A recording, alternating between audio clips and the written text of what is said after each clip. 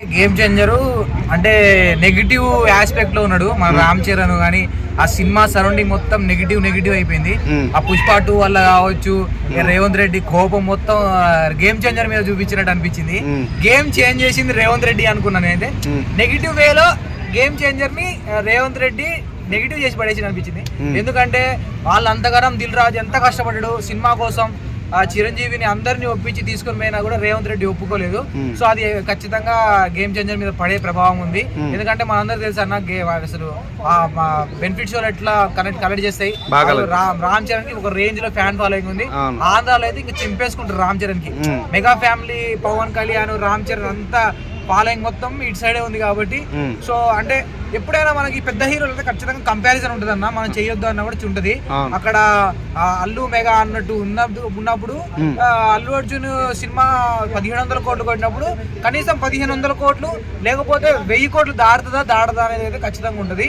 So అంత కాకుండా బాధితుడు వల్ల శంకర్ కి ఎఫెక్ట్ పడ్డం, సో ఇవన్నీ చూస్తుంటే దెబ్బ అయితే ఖచ్చితంగానే పడేటట్టుంది. ఒకవేళ సినిమాలో కనుక దమ్ము కొద్దిగా తగ్గినా కూడా అన్న వాళ్ళు అంటే రెడీగా నేలపట్టడానికి రెడీగా ఉంటది. కానీ 2025 మన TFI ముందు పోతుంది. అది కూడా గ్లోబల్ స్టార్. సో కొద్దిగా అయితే మనకైతే హోప్స్ ఉన్నాయి, సినిమా మీద హోప్స్ ఉన్నాయి. సో శంకర్ గారు 2 సినిమాలు యావరేజ్ గా ఆడినాయి కాబట్టి ఈ సినిమా మీద మంచి కాన్సన్ట్రేషన్ చేసి ఉంటే బాగుంటుంది అని అనుకుంటున్నా. మాత్రం సినిమా ఎట్లయినా ఉండదు అన్న, రామ్ చరణ్ యాక్టింగ్ గానీ డైలాగ్ గానీ దానికి 100% ఉంటే 200% ఇస్తాడు. అది రామ్ చరణ్ అంటే మనిషి పరంగా కూడా బయట చాలా జెన్యూన్.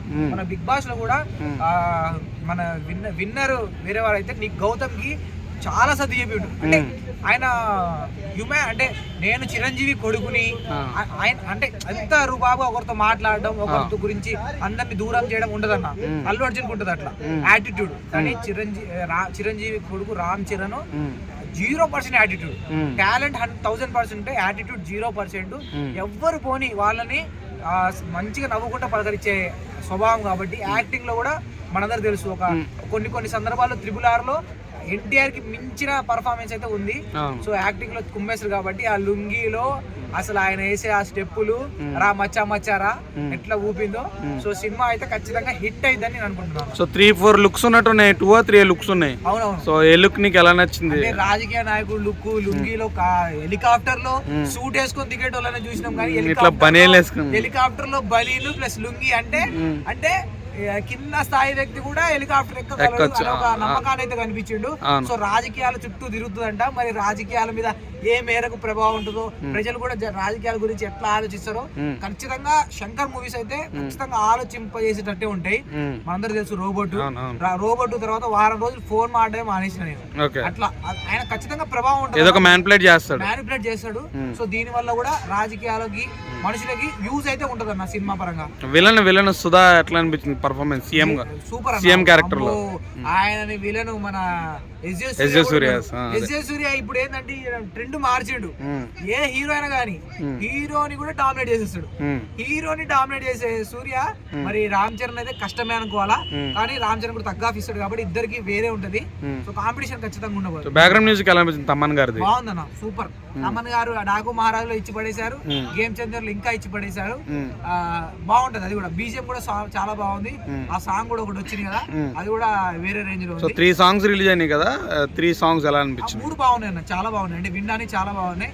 సో సినిమా వచ్చిన తర్వాత అంటే నెగిటివ్ ఆస్పెక్ట్ అయితే కొన్ని కనపడుతున్నాయి కానీ సినిమా వచ్చిన తర్వాత కనెక్ట్ అయిపోతుంది. ఎందుకంటే దెబ్బలు పడితేమో స్టార్టింగ్ లో బాగా తుస్సుమన్నది, కానీ సినిమా వచ్చిన తర్వాత అదే ఇన్వాల్వ్ అయిపోయింది. సో అట్లా కూడా దెబ్బలు ఇవి కూడా సాంగ్స్ సినిమా వచ్చిన తర్వాత వేరే రేంజ్ లో ట్రెండ్ అయిపోతుంది. ఒక 250 రూపాయలు 250 అడుగుల కట్అవుట్ పెట్టారు కదా, అప్పుడు నీ అభిప్రాయం దాని మీద? రామ్ చరణ్ కి తక్కువే అన్న, ఎందుకంటే ఆయన స్థాయి వేరు.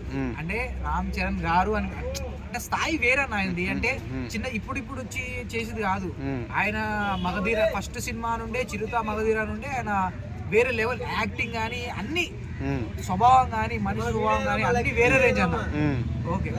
సో ఇప్పుడు రేపైతే వ్యామ్గిర్లో రేపు ఈవెంట్ ఉంది బ్రో, రాజమండ్రిలో. సో పవన్ కళ్యాణ్ గారు చీఫ్ గెస్ట్ రాబోతున్నారు.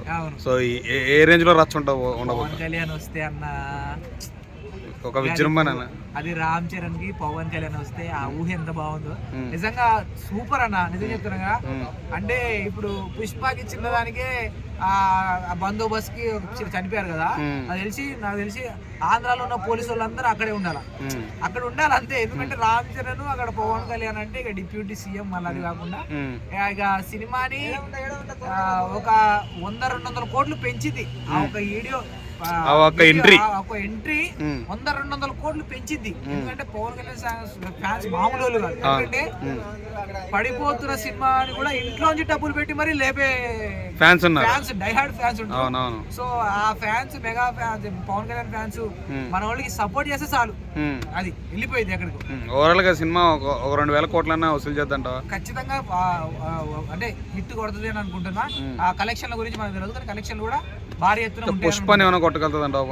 పుష్ప అని అంటే అన్న డబ్బులు రేట్లు పెంచినాయి, బెనిఫిట్స్ పడ్డాయి, సో కొద్దిగా తగ్గొచ్చు, కానీ మాత్రం గ్లోబల్ స్టార్ పక్కా హిట్ పడుతుంది, హిట్ మాత్రం ఖచ్చితంగా. సో ఈ దీంతో ఇంకో 2 సినిమాలు చేస్తున్నాయి కదా, సో ఎవరు ఫ్యాన్స్ ఫాలోయింగ్ వరకు ఉందంట. బాలయ్య అన్నాడు.